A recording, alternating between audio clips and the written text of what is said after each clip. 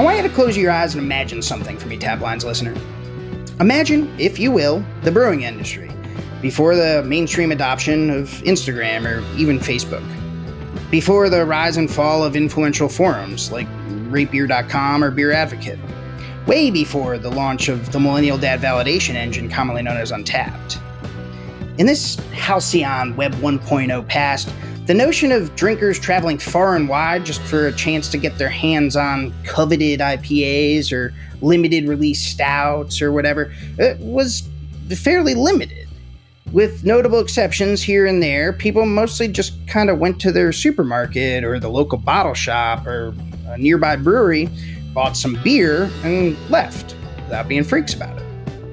But throughout the aughts, as craft beer's popularity rose roughly in tandem with social media and blogs and eBay and all the other modern conveniences / curses of this digital age, things started to get a little weird. People began to post. And some of them began to post about beer. Real sicko shit. I'm mostly kidding. But the fact is that as American beer drinkers got more online, they also got a lot more willing, even excited to stand on lines for the opportunity to buy the beers that they'd read and heard about from their fellow enthusiasts in these new digital town squares. In 2010, these two shifting paradigms, craft beer and social media, would collide in spectacular fashion at Northern California's Russian River Brewing Company. Husband and wife co-owners Vince and Natalie Chilurzo opened their brewery's taproom one wintry Saturday morning, expecting a chill day, slinging pints and growlers of their highly rated, award-winning triple IPA, Pliny the Younger. What they got instead was one of the first major examples of the online craft beer hype machine's offline impact. Today on Taplines, we're joined by none other than Natalie Chilurzo herself to tell us about that fateful February day when Russian River's fortunes changed for good, and when the rest of the craft brewing industry learned that when your beer gets internet famous, you should expect a bunch of dudes from the internet to show up and wait in line for it out front. It's Pliny the Younger, it's Natalie Chilurzo of Russian River Brewing Company, it's the birth of craft beer line culture, and it's all right here, right now, only on Vine Pair's Taplines. Yes, Natalie Chilurzo of Russian River Brewing Company, welcome to Taplines. Hi, good morning. Thank you for having me. It's morning where you are, it's afternoon where we are. Natalie, where are you joining us from today? I am sitting in my office. Oh, I guess it is afternoon. Just barely. I'm sitting in my office at our Windsor brewery today. And that's one of two for those who are not familiar with Russian River Brewing Company, and they will get very familiar over the course of our episode today. But the original tap room location for Russian production brewery location for Russian River is in Santa Rosa. Is that right? Well, actually, Russian River Brewing Company was originally located out at Corbel Champagne Cellars in Guerneville.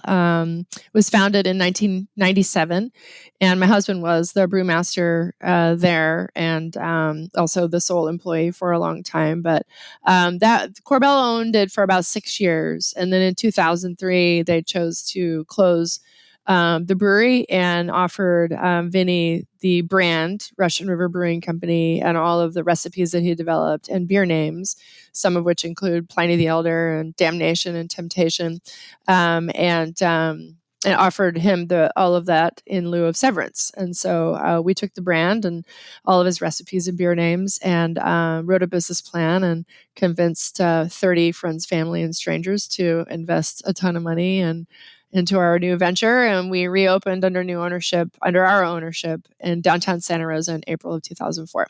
So our Santa Rosa pub, for any of your listeners who've ever been there, is the original location under our ownership.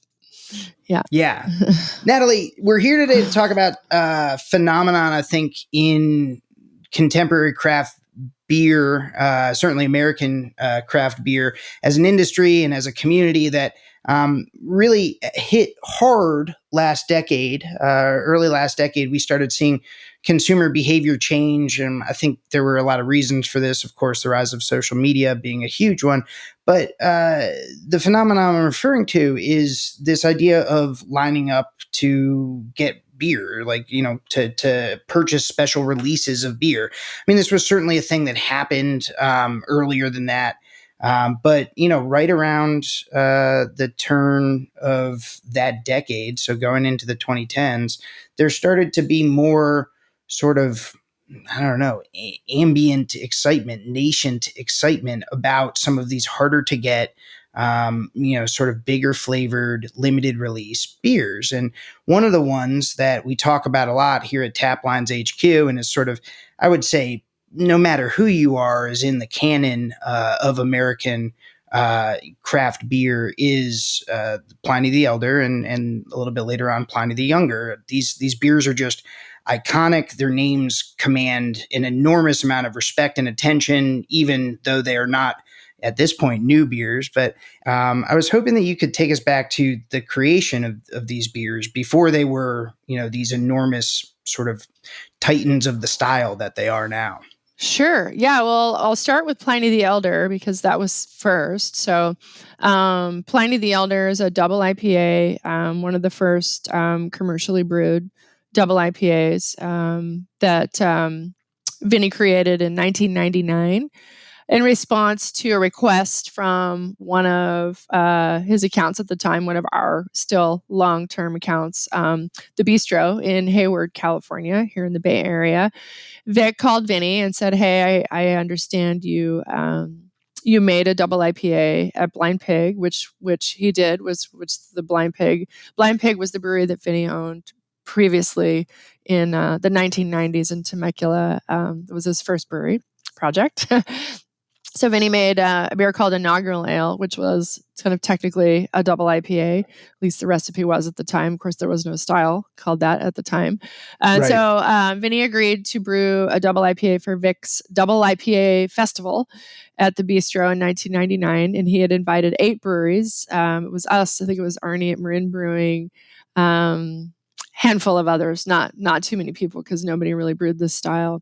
And so Vinny and I talked about, well, what are we going to name this beer? And so we pulled out beer books. This is pre-Google. And we started looking up, ideas, and we looked up hops, and, led us to, Humulus lupulus, which is the botanical name for hops, which led us to Lupus selectarius, which was the original botanical name for hops, which led us to this guy named Pliny the Elder, or Pliny the Elder, as he likely would have called himself 2,000 years ago. He lived from 23 AD to 79 AD, and he wrote a lot about botany, geology, geography, military strategy. He was an author. He was a Roman naturalist, and he wrote about hops, and he wrote about how hops grow. He wrote about different uses for hops, and he wrote the first kind of technically book of encyclopedia. It was a 3-volume set called The Natural History. And in one of these books, he wrote a lot about hops. And we were like, that's a really cool name for a beer. We're going to call it Pliny the Elder, being that we are Americans. American English, it is a long I with one consonant. So that is why we call it Pliny with a long I. Plus, it also rhymes with tiny. So when you order a half pint, you order a tiny Pliny. So for your listeners, Which is the best. Yeah. Which is the best. Yeah. So if you, I'm sure many of your listeners out there are like, it's pronounced Pliny. Well, you are correct, but that's not the way we pronounce the name of the beer. So, that was in 1999, and literally that is why that beer was born. It would have been born eventually, but it was in response to a request for a beer festival, which is going strong to this day. We were just there in February at the Bistro Double IPA Festival, but there are a lot more than 8 breweries and 8 beers represented now. I bet. Which is so. Cool. In 1999, Natalie, I'm hoping you might be able to sort of contextualize for the listener out there who was not either in the scene, or, I mean, at this point, maybe wasn't even alive in 1999, because those folks are, now able to legally drink, right? Yeah. They're 22 years old. There was a moment, or now, a double IPA, I don't want to say it's de rigueur, but it's certainly much more familiar, right? Like this has become Hmm. normalized where, and we've gone beyond that as a, as a drinking public, right? There are triple IPAs and we'll get to that in just a bit. But in context, how out there was the double IPA as a pseudo style? Because as you mentioned, it wasn't even a style at that time. It was out there. I mean, for many of your listeners who've ever been to the Great American Beer Festival, or if they're in the industry and they've been to the Craft Brewers Conference and have entered beers into the World Beer Cup, that was not a style at the time, according to the judging categories. So we would enter Pliny the Elder I think we've entered it in the strong pale ale category, or a strong, yeah, it was like a strong pale ale or a strong, maybe just the IPA category. Experimental other was another category at the time that I'm pretty sure we entered Elder in. But I also want to make note that it was only draft. So it Hmm. wasn't a bottled product back in those days. In fact, we never bottled it until we opened our first production brewery in 2008. So it went almost about 10 years as a draft only product. And you could really only get it on tap at our at the time at Corbel, or at just a handful of accounts, literally, because I think Vinny, like, at maximum made about 1,200 barrels 1 year while at Corbel. Wow. So it was a pretty small operation. And even when we opened our brew pub in downtown in 2004, we were really only brewing about 3,000 barrels a year. So it was pretty small back in those days. So yeah, it was. It did become more popular as time went on, but didn't really, it was definitely a slow burn. So, Yeah, yeah. yeah, and to your point, back in those days, there weren't a lot of double IPAs. There certainly was nothing called a triple IPA at the time, and I think the beer consuming public was just starting to get used to copious amounts of hops and alcohol, and then eventually craving more. But it took some time. They got hooked, yeah, but Yeah.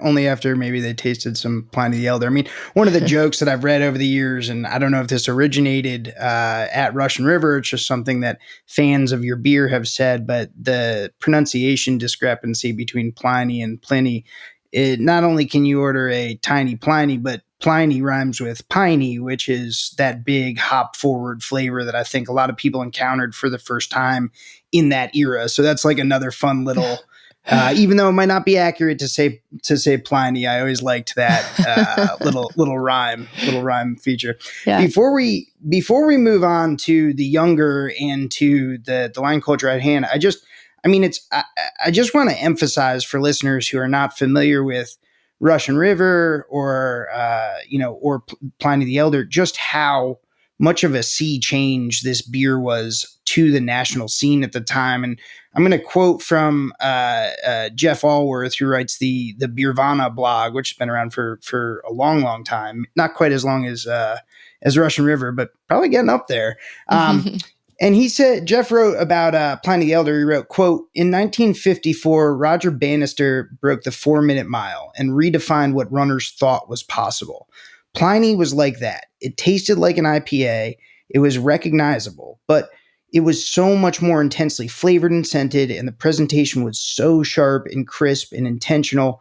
In the space of a pint, we saw possibilities we hadn't imagined before," close quote. And it set the stage for the moment that this episode is principally focused on, which is this turn towards more, coveted, even more hop forward beers that are getting buzz and getting interest from people who have never tasted them before and who are out to go, what we would later refer to maybe as whale hunting, right? Like go try to find these coveted beers. And so that brings us more or less to the beginning, what I'd like to talk about next. And I think you were about to go there yourself, which is the genesis of Pliny the Younger, who in real life was Pliny the Elder's nephew, I think. Nephew? Yeah.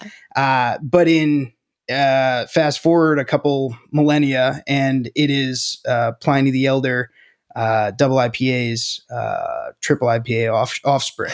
Yes, yeah, definitely a triple IPA offspring. That's a good way to put it. So, so for just a little historical perspective, when we opened our brew pub in 2004, times were very different than they are now. So there was not a huge demand for craft beer. There certainly was not a huge demand for cult beers or beers that were highly sought after. That was not a thing at the time. And so when we opened our brew pub, we were very, very slow. For anybody who's ever been to our brew pub in Santa Rosa and maybe had to wait to get in the door, it hasn't always been like that. And for a lot of breweries that have opened their breweries or tap rooms in the last, say, 5 to maybe 7 or 8 years, you've opened your doors with a ready market, but the world wasn't quite ready for what we were offering at the time. And so, in the winter of 2004 to 2005, the very first winter that we were open, we decided that we needed to drum up some business to pay the bills. And so we talked about brewing like a winter seasonal, but Vinny wanted to push the envelope on the Pliny the Elder recipe and see how far he could go with alcohol and hops and still make a balanced product. Which is a challenge for any brewers out there. That if you have too much alcohol in your beer, it's hot. If you have too many hops, it can get bitter. Or back in those days, where bitter, there wasn't a lot of the what we would call designer hops or the proprietary hops. There wasn't Mosaic, there wasn't Citra, but there was this hop called Simcoe, and Simcoe has always been the primary hop in Pliny the Elder. And so Vinny decided to take that recipe, bump up the malt bill, which, by design would then bump up the finishing gravity, which would then be the alcohol, and then also add more hops and literally kind of triple the hop bill. And he came up with this recipe. We decided to call it Pliny the Younger because, of the historical people. You have Pliny the Elder's, nephew and adopted son, Pliny the Younger. Pliny the Younger also is one of the reasons that we know so much about Pliny the Elder, because he was also a writer and an attorney, and he was able to write about his nephew's life or his uncle's life. And his uncle, Pliny the Elder, died during the eruption of Mount Vesuvius, by the way, historically. Right. Of interest. He was like on a rescue mission for a buddy, I think, and he asphyxiated, if I'm not mistaken. That's my understanding. Yeah. So we brewed this beer in the dead of winter. We released it in February of 2005. So this is the 19th annual release of Pliny the Younger. We're actually in the middle of the release, by the way, for your listeners. Yes. We released it last Friday on March 24th, and we have it on tap. And in bottles nowadays through April 6th. So we're right in the middle of the release. And I thought this was great timing to talk to you about this phenomenon that we call Pliny the Younger. So that year, we released it with no hoopla and fanfare. And the beer was well received. People really enjoyed it. And we made 20 barrels of it, and it was gone in a while. This is 2005, right? So winter 2004/2005. The beer gets released 2005 winter. Yeah, February of 2005. Okay. And then gotcha. And then that was that. And so year after year, we continued to brew Pliny the Younger as our winter seasonal offering and release it in February. Generally, that first Friday in February is about that time that we would release it. And that happened until everything changed in 2010. Until everything changed. In those intervening, 5 years, what was the response like? I mean, you said that Pliny the Younger was successful. People liked it. You brewed 20 barrels that first year.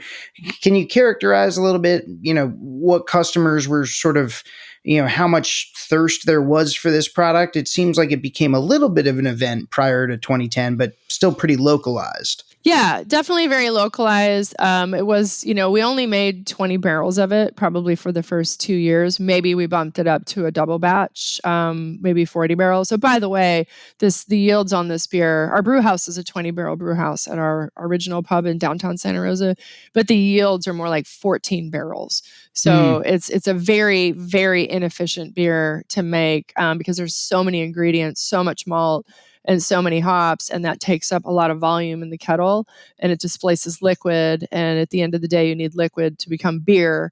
And so the yields were just so bad. So it's a very, very expensive beer to make, and the yields are horrible, and it takes longer too because it's bigger. So it takes longer to ferment. So we would make it every year. I don't really recall any too much excitement about the beer. I know people liked it. I don't know that they really went out of their way to get it. Maybe in 2009 that started to change a little bit, but I really don't remember anybody like, "Ooh, I can't wait till you come out with Pliny the Younger," or "I'm planning to make a trip from wherever Right. to drink your Pliny the Younger." So I don't really remember that. Yeah. And that was certainly, like I said towards the top of the episode, that culture in and of itself was still kind of coalescing. That was still very much fringe behavior, at that time, right? Like that was not something normal people, quote unquote, were entertaining the idea of doing, spending a weekend sleeping in their Volvo outside of the brewery. No, it definitely wasn't. That wasn't. There was not any kind of like community like that around beer yet. But it was definitely brewing. No pun intended. But it was definitely starting to percolate, and it was coming. But we didn't really know that because we were just running our little pub in downtown Santa Rosa and weren't really familiar with, just weren't really paying attention to what was going on outside of our little world, just because we were just trying to make the best beer we could and, get by and pay our bills and pay our staff and, do what we could to keep the lights on. But things were definitely changing in the world, particularly in relation to things like social media and chat rooms and stuff like that. What are some of those like platforms or factors that you point to as like particular factors here? Well, the two platforms that I was, thinking of earlier, were ratebeer.com and beeradvocate.com. And those were like the first two beer rating sites that had, a forum where people could go on and say, review beers. I tried this beer and this is what I think about it. And I'm going to give it a 4 stars or 5 stars or whatever their rating systems are. And there I don't know if there was parameters around, it had to be so many words or whatever. I think they do things like that now just to keep the riffraff out, or maybe be subscription based. I don't really remember, but we weren't really paying attention to that at the time. We weren't, we weren't really tech savvy, and we just didn't know this was really going on. We'd heard about it, but those were in those days. You relied on your newsletter or your blog to get the word out, to your customer. I mean, we still do it, but not nearly as much as we used to do back in the day, because you didn't have social media. You didn't have a way to communicate with customers or with fans or whatever. The only way to do it was to collect a good old fashioned mailing list and send them a newsletter via email. But that was really it. That's all you had. Or if you had money, you spend money on traditional forms of advertising and print media and radio advertising or whatever. But, we didn't have any money. So, the newsletter, who has money? But yeah, so what is that? So there was this beeradvocate.com and this ratebeer.com and beer, savvy beer nerds were getting on there, and they're from all over the world, and they're chatting with each other almost real time, and telling each other like, wow, I had this beer and it was really amazing. And and there's like people in foreign countries, and they're talking about Westflatter 12, and they're talking about Orval, and they're talking about Cantillon, and here in the United States they're talking about Bell's and Sierra Nevada, and I guess Russian River, unbeknownst to us, Right. and it probably unbeknownst to any of those other breweries. I'm confident that the monks in Belgium had no idea this was going on, so I don't feel as bad. If the monks didn't Right. know, why should we know? Yeah. So yeah, I mean, so that's kind of when everything changed, and this was happening in the background, and people were rating our beers without us even knowing it. And this brings us to this moment that we've been sort of talking around on this episode so far. In 2010, in February 2010, this was the moment that Tom Asatelli, in his book Audacity of Hops, he highlights. This was the moment that we've been referring to here, when everything kind of changed for Pliny the Younger. And for Russian River to some extent as well, because you found yourself on the other end of the cash register from those teeming hordes who were desperate for this beer. And so I was hoping that you could take us there and tell us what that was like, that the 13 years ago, roughly, when all hell kind of broke loose for Russian River and Pliny the Younger. Yeah. So it literally was one day in the history of our company that changed everything. And I like to compare Pliny the Younger to a bar band. Like this band, just goes, they play gigs night after night. They get paid, $100 in beer, and they're just going out and they're just doing their thing, and they love it, and they're passionate about it. And then one night, there's a record label scout in the audience, and I like to make that analogy because that's kind of what happened with Pliny the Younger. It was never received with any hoopla and fanfare until 2010. So what happened was we were releasing the beer as usual Friday morning, 2010, and the first Friday in February. And we had invited some friends to come up for lunch, and because Pliny the Younger was starting to become an event, if you will, like it's just a release, like, hey, we're releasing Pliny the Younger. Oh, great, we'll come up, bring some people for lunch. I think it was like Pete Slossberg, formerly of Pete's Wicked Ale, and our friend Judy Ashworth, a couple other people from the Bay Area are going to come up. We're going to have lunch with them, and I had just had knee surgery as well, and so I wasn't getting around real well. What a perfect storm here. We were planning to get the doors open, get things rolling with Pliny the Younger, get the beer tapped, open at 11, have lunch with our friends, and then go to our production brewery and work. And that was the day, and then we would go home and go to bed and whatever. So it was that was the plan. So Vinny gets down to the pub that morning about 7:00, and he's just going to tap the Pliny the Younger, and then whatever, just go to work. And there are people out front, and he walks out the front. He's like, "Hi, what are you guys doing here? We don't open for 4 hours." And they're, well, we're here for your beer. We're here for Pliny the Younger.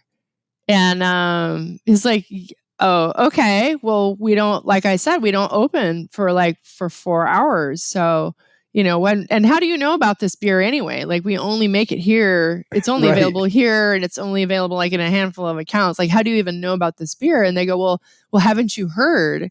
Your beer has been rated the best beer in the world. And Vinny goes, by whom? like who knows about this beer? Who is rating this beer and decided that it is the best beer in the world? And they said, well, there's these beer rating websites, beeradvocate.com and ratebeer.com. And on one of them, your beer was rated the second best beer in the world. And I think it was second to Westflatter 12 that year. And, good company to be in. And then the other one, you're rated the best beer in the world. We were like, so okay.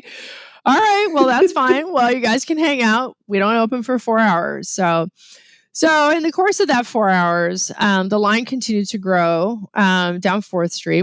By the way, we had never, ever, ever had a line or anybody even waiting to come into our brew pub prior to this first Friday in February in 2010. And I'm sure, most breweries had never experienced such a thing. So we opened the doors. I got down there. He called me and he was telling me that this thing was going on and there were these people like waiting in line out front. And so I get down there a little early and, we're getting the doors open and stuff. And so these are the early days of our company. We really weren't that busy. We didn't have security. We really didn't have a lot of support staff. We didn't hold the doors. We have a front door and a back door. And so 11 o'clock rolls around. We turn on both the open signs, we unlock the front door, and we unlock the back door. Not only is there a line of people standing out front on D Street, but all the cars in the back parking lot are full of people. And so both doors open, and within about 5 minutes, the entire pub was completely full. And if anybody has ever been in the restaurant industry knows that that's really a bad thing, because then all of a sudden you have 130 people placing drink orders, placing food orders, and it's just it's not an ideal way to seat a restaurant. We didn't even have people just sat down. We didn't even have somebody like trying to seat people. So I was going to help out behind the bar for a little bit, and then, like I said, have lunch with our friends, and then just have a nice chill day. Yeah, that was the plan. So we knew that we kind of felt like we were going to get a little bit of a bigger turnout. So we decided to limit growlers of Pliny the Younger to 4 per person. So you could get growlers of Younger to four per person. It's so much beer by today's allotment standards, right? So much beer because we didn't package it, we didn't bottle it. Of course not. It was on draft. We made 40 barrels of this beer, and so every person who walked in the door ordered 1 10-ounce glass of Pliny the Younger and 4 growlers, and so. Everybody who's listening to this story, who's, like I said, been in the restaurant industry, is like cringing at this moment. So if you've ever had nightmares about the wheel going off, either if you worked behind the bar or worked in the kitchen, so the wheel is literally popping off. It's like a roll of toilet paper. It's just like, it's just rolling. Oh, no. It's all over the floor. It's just everywhere. So I stationed myself at the tap behind the bar because I can work the wheel. And the wheel's here and the Younger tap is here. Vinny, I think he made another Younger tap at the other end of the tap towers, the tap lines. The taps come right off the cold box, so it's a whole wall of taps. So I think he might have made another Younger tap over there, spliced this one so that I could pour half pints and then I could pour growlers at the same time. And then he went back and started filling growlers off of the server. So we were using a server. And then anybody who came in, we just put to work because it was just so busy. We'd had employees coming in who wanted to taste the beer and get a growler. We had all of our friends showing up. We had other brewers that we put to work. So it was wild. So if you picture like a party of 4 walks in the door and they order 4 10-ounce glasses of Pliny the Younger and 16 growlers. Yeah. Immediately weeds. You're just in the weeds. Yeah. Order after order after order. And it was just the same thing. And eventually I just stopped even looking at the tickets. And we were just putting glasses and growlers at the end of the bar. I think we were just reloading the growler boxes with full growlers of Pliny the Younger so that the servers could just take boxes and boxes of growlers to the tables. It's insane. I've never seen anything like it. The service was by far the worst day of service in the history of our company because we just couldn't take care of everybody. I knew it was bad when somebody actually ordered a pizza to be delivered from another restaurant. That's when we knew things were really bad because our kitchen was so backed up. Yeah, I think so. At one point I looked up and there was like a Mary's Pizza delivery person from the next block was coming in and delivering pizza to table 6, I think. Looking back, it was really funny, but at the time it wasn't really funny at all. So I remember by like 11:10 that morning, we had completely changed the way we would ever release Pliny the Younger again. We were like, we need security, we need wristbands, we need a hostess, we will never, ever do growlers again. I remember 11:10, we were never ever doing growlers again. And so it ended up being a pretty rough day. Like I started this whole story, I had just had knee surgery. And so I ended up bar backing for a solid 8 hours. I was just covered with beer because I had to lean up on the back bar, and I was just soaked with beer.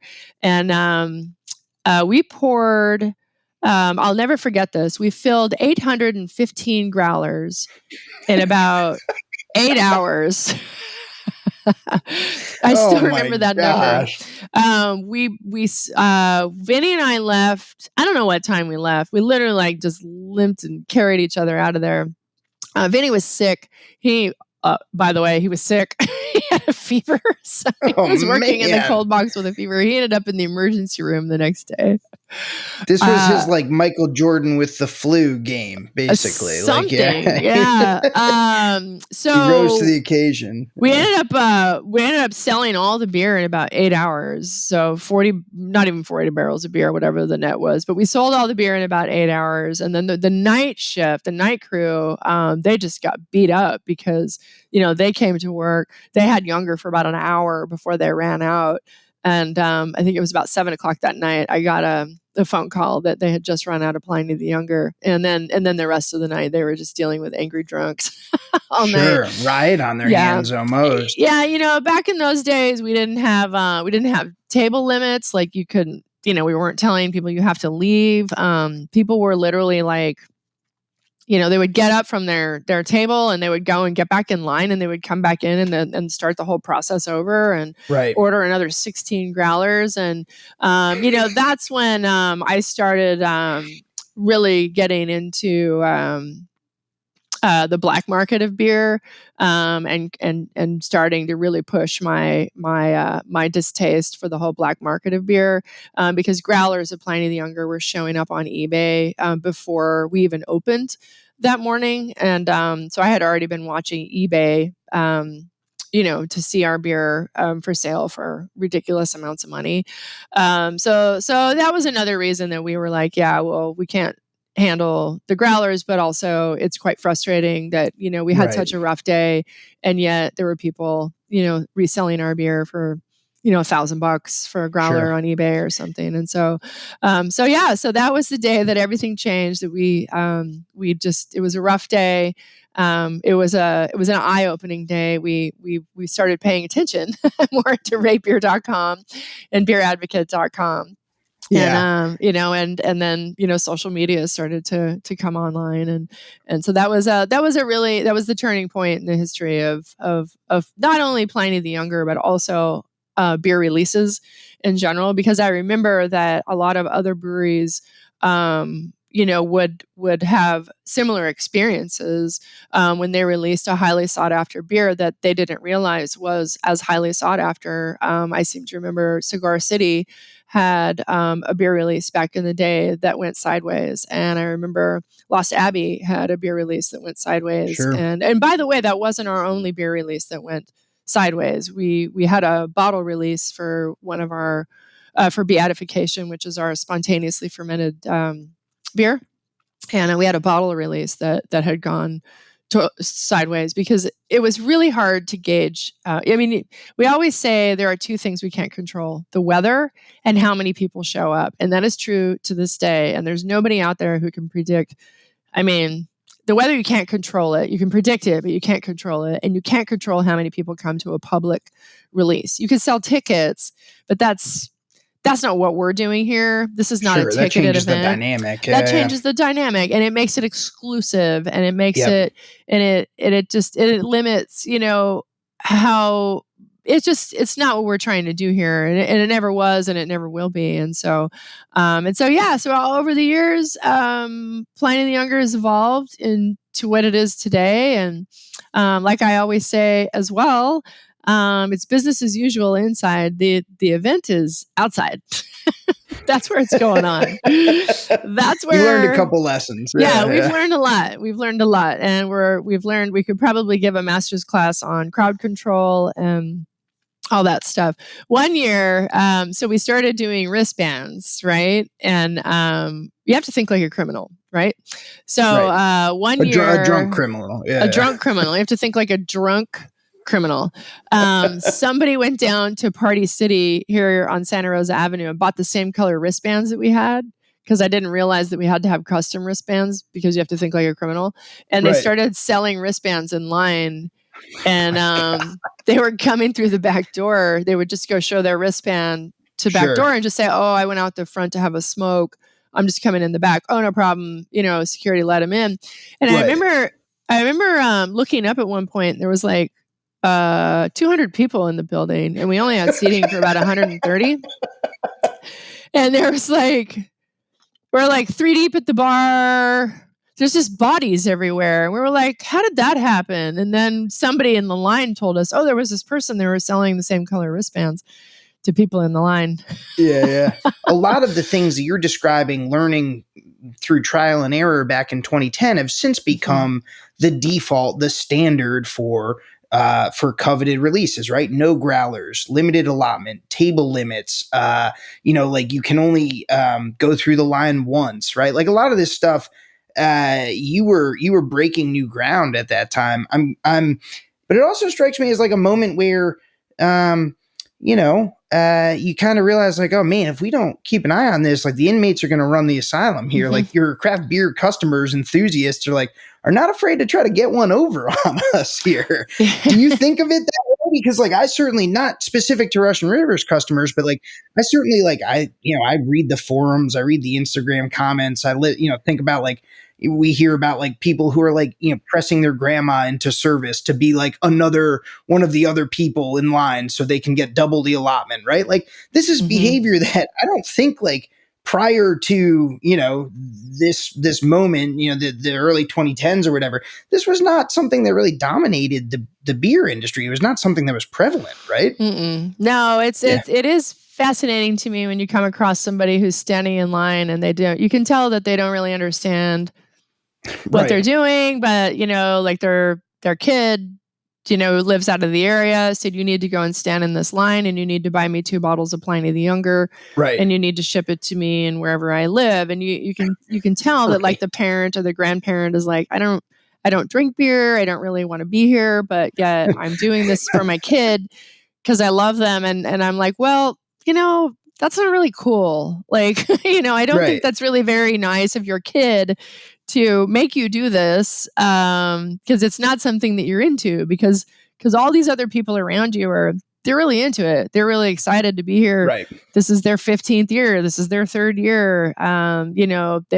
They're having reunions with friends or with family. They do this every year.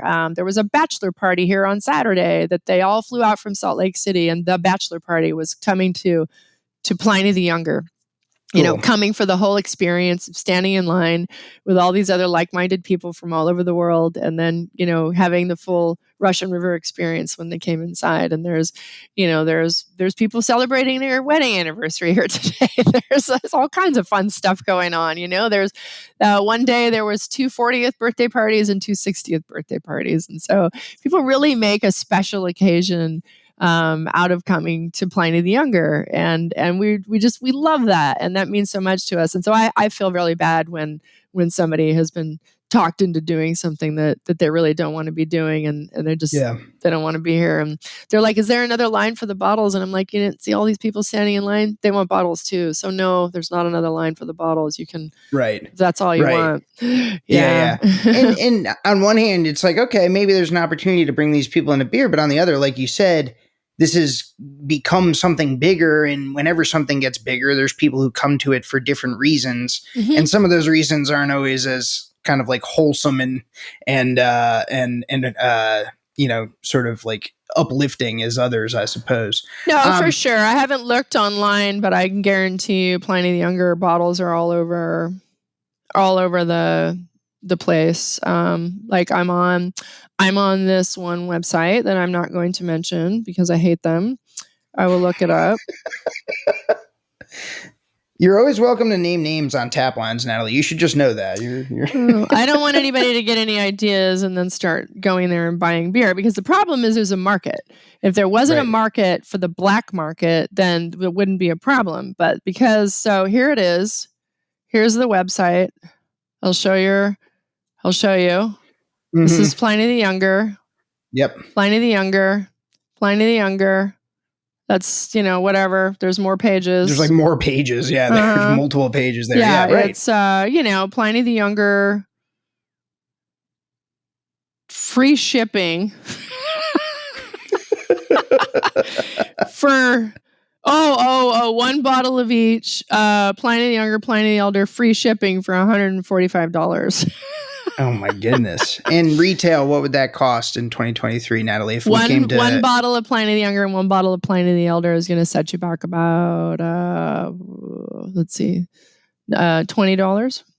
Right. So, I mean, we're talking about just a tremendous, egregious markup, right? It's an egregious markup. Yeah. And it's I can't look at this. It makes my blood pressure go up. All right. Well, let's take the blood pressure back down. And I'm curious, in the midst of all this, something, that's as much of a phenomenon as Pliny the Younger endures more or less. I mean, what I was going to ask is, there's a continuity there that is, frankly, as a journalist who's been covering the space, kind of shocking. I mean, it's like I said, it's a canonical beer, but people just take this really seriously and have all the way through. I'm curious what kind of changes you've seen over the course of maybe the past 3, 4, 5 years, towards the back half of last decade and into this one, with regards to people's relationship to Pliny the Younger. I mean, from where I'm sitting on the opposite coast, of course, so I'm not as close to it, but from where I'm sitting, it remains as much of an event as ever. I'm curious, what does it look like for you, who is behind the bar, so to speak?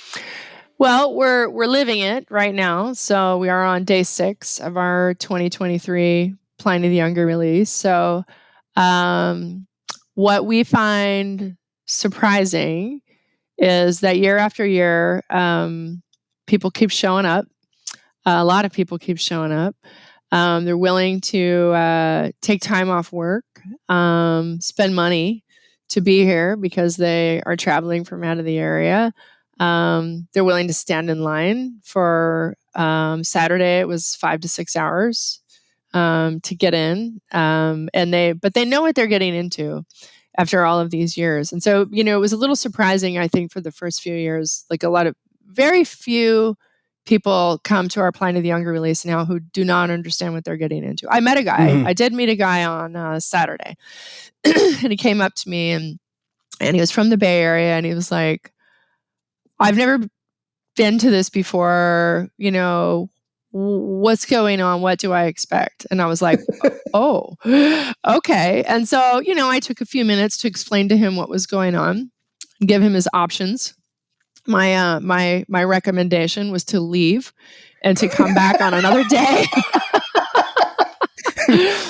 Go now, run. Well, he didn't know what he was getting himself into. And he just kind of wanders up, and it's like, I think it was like noon, and that's not a great time to get in because we're loading in. We're just loading in the first wave. We're finishing. We usually have just finished seating the first wave of people, and they have 2.5 hours at their table. And a lot of days they will take all 2.5 hours. And so you can imagine that you don't start turning tables for a while, and so that's kind of a bad time to jump in line. And I was like, I'm going to recommend that you go do some wine tasting, go hit some other breweries, come back a different day, and you'll see that the wait will be a lot less. And because you've never done this before, I want you to have a great time. And so I just want to make sure that we like to make sure that we're managing expectations. We'll put signs out that say from here it's 2.5 hours.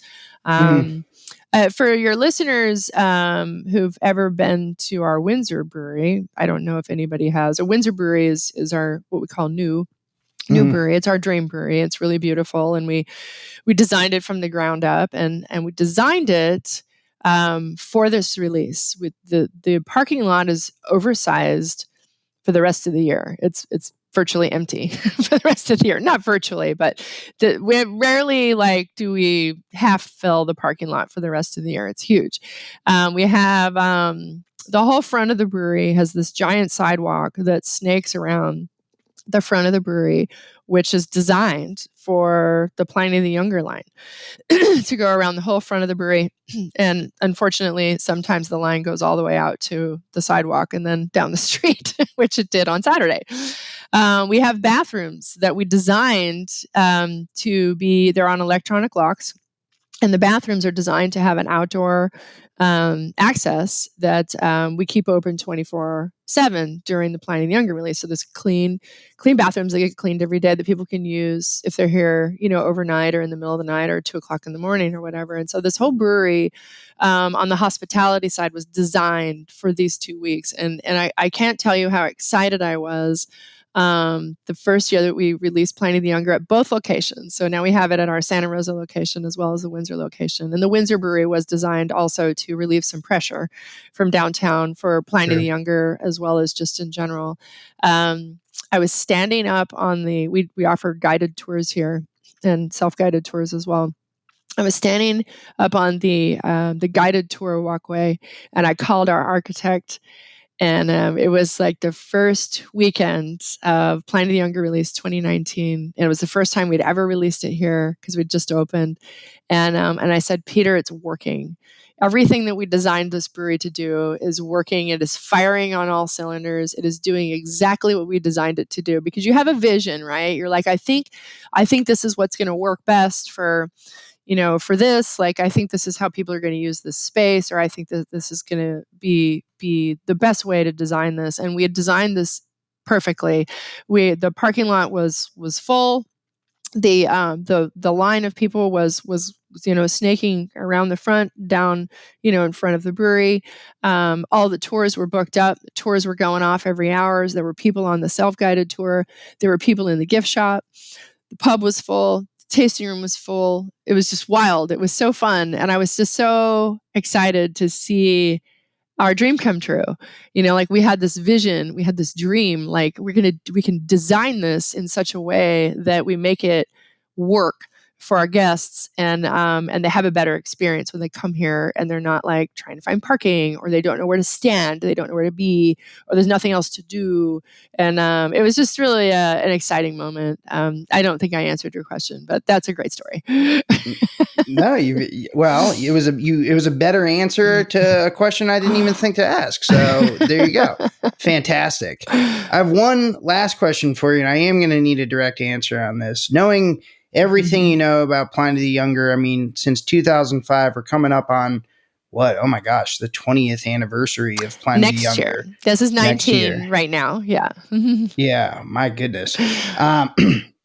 But you've seen it sort of take on a life of its own, gather that momentum. Mm-hmm. If you had to wait in line for Pliny the Younger as just a rank and file customer, as a drinker, you've seen every year, what was the easiest year to get Pliny the Younger? It couldn't have been the first year. The first year sounds like it was terrible. mayhem. It was the worst year. Which year would you choose if you had to sneak in there? 2005 to 2009 were great years. No, that you can't. No, those are ruled out. 2010 onward. Yes, I didn't mean the first year. I meant the first crazy year. So from 2010 to 2023, which is where we're in now, there had to be years where it might have been a little easier. I think if I was going to pick a year, it'd be weather related. It'd have to be smart. It would have to be weather related. I mean, the last, I don't know where your listeners live. If any listeners live all over, if anybody lives in California, we've had a pretty rough first start of the year. We've had a lot of weather, a lot of record snowfalls, a lot of record cold temperatures, and a lot of record rain. And yesterday was another one of those days. We moved the release last year due to COVID. we didn't have it in 2021 because we were shut down and because of COVID. Sure. But last year we had it in 2022, and we moved it to late March because we were supposed to release it the first Friday of February, but in January we had to close both of our pubs because we had a major outbreak of COVID. That, you remember that pandemic thing? Oh yeah. Yeah, Sure, turned that everybody's rings a life bell. upside down. Yeah. Yeah, so we had to close because not because of business restrictions, but because we didn't have any employees, and you need employees to pull off a release like this. And so we ended up postponing the release at the last minute, and it had it in March, and the weather was great. The weather was really nice. We had a little bit of rain, but it was like spring rain, and it was really nice. And we were like, wow, this is great. So let's everybody's having a better time because it's not the dead of winter. It's not, freezing, sleeting, cold rain sideways. It's, the days are longer because time has changed and it's lighter later. And so let's permanently move our release to late March. And we'll do distribution in February to our accounts when they really need it the most in the dead of winter, and then we'll have it in the spring. We'll do a spring release. It's beautiful in Sonoma County. The vineyards are starting to leaf out a little bit. And there's mustard in the vineyards, and it's green, and it's such a pretty time here. And so we moved it this year. The weather has been dicey, and then yesterday it was just horrendous. It was like something. No. It was just, everybody was just joking as Vinny and I were soaked. We spent a ton of time outside just because we felt so bad for people being outside, and we spent a lot of time outside helping put up more easy ups and getting heaters and whatever was going on, and inviting people to come inside to anywhere that they could get out of the elements. But it was just a joke because it was cold, and it was super windy, and it was raining really hard for the first half of the day. And so it was just funny. It was ironic that we had moved the release to spring, and the weather was just as crappy as it normally is in February. So if I was to pick one, I can't really pick a year because I guess it would be a better weather year. But there's something about those days where the weather is just crap, that there's this camaraderie and this bonding that happens with the experience, because it's part of the story. It's part of the journey to get inside. It's more, and like I said before, the event is in line. It's business as usual inside, and that's where I think the magic is happening, is out in the line, and these friendships are being made, and this bonding is happening. And when the weather is so incredibly bad, and there are people who don't even know each other who are huddled up next to each other, and talking about where they're from. Yeah, just body heat, and but they strike up conversations like, hey, where are you from? How many times have you been? And I've never been before. What should I expect? Oh, let me tell you, this is my 8th year. And, I love seeing people coming back and bringing newbies with them. We had, on Friday, the first day, we had a party of 16 show up downtown at the Santa Rosa pub, and 2 of them, a couple, had been coming for 8 years. So this was their 8th year, and over the years they added more people to their group, and this year they added a lot of people to their group, and there were 16 of them, and they had the best time. And it just started with 2 people who had just so much fun year after year after year, waiting in line, rain or shine, freezing cold temperatures, whatever. Maybe they waited for 8 hours. Maybe they waited for 1 hour. Who knows? But they still had such a great time that they came back year after year. And that's the biggest compliment of all to us, is that people come and they have such a good time that they continue to return. And like I tell our staff, like, hey, this is our time to shine. This is our Super Bowl. And a lot of it has to do with the service that we provide. It's not just, most people don't come in and just slam a glass of Younger, buy the 2 bottles and leave. That's pretty unusual. That would maybe be, I don't even know, 5 people might do that during the whole release, but most of them want the full Russian River experience. We have over 20 beers on tap at both pubs right now. We have a bunch of new beers out that we always release. So we're always getting people to try other beers. A lot of sampler sets going out. Our sampler set is legendary. We do every single beer that we make on the sampler set. So our sampler set holds 18 beers. And if we have more than 18 beers, we have to like stack the other beers in the middle. It's quite the presentation. So it's great. And, I'm just really proud of that. And so that's the scoop. And I hope, every year we're a little paranoid that nobody's going to show up. And this year they showed up again. So we're grateful. Keep coming. They keep coming. So that means we're doing something right. And we're grateful. I think you're doing a lot of things right. Natalie, thank you so much for joining us here on Taplines. It was a pleasure taking a small trip down memory lane just 13 years ago, although it feels like forever ago, I'm sure. If you're anything like me, it feels like an age ago. Thanks so much for joining us, and best of luck with the rest of your plan of the younger release this year. Great. Thank you so much for having me. It's been a lot of fun, and I hope you can come visit sometime. Soon. I'll be out there in line asking what the hell all these other people are there for. Yeah, well, you know what? They have a lot of time to tell you. So, and they're more than happy to talk to you. So come on out, do a podcast. Perfect. Next year. All right. It's a date. Taplines is recorded in Richmond, Virginia, and produced by yours truly and Darby Seaside, who, along with the talented Shane Farrick, composed our delightful soundtrack. Just listen to it. I also want to give a quick shout out to the entire VinePair team, and especially co-founders Adam Teeter and Josh Mallon, editor-in-chief Joanna Sciarrino, managing editor Tim McCurdy, and art director Danielle Grinberg, who designed our lovely Taplines logo. And of course, a big thank you to you, yes, you listener, for spending time with us week in and week out. We literally couldn't do this without you. I'm Dave Infante, and I'll catch you next time.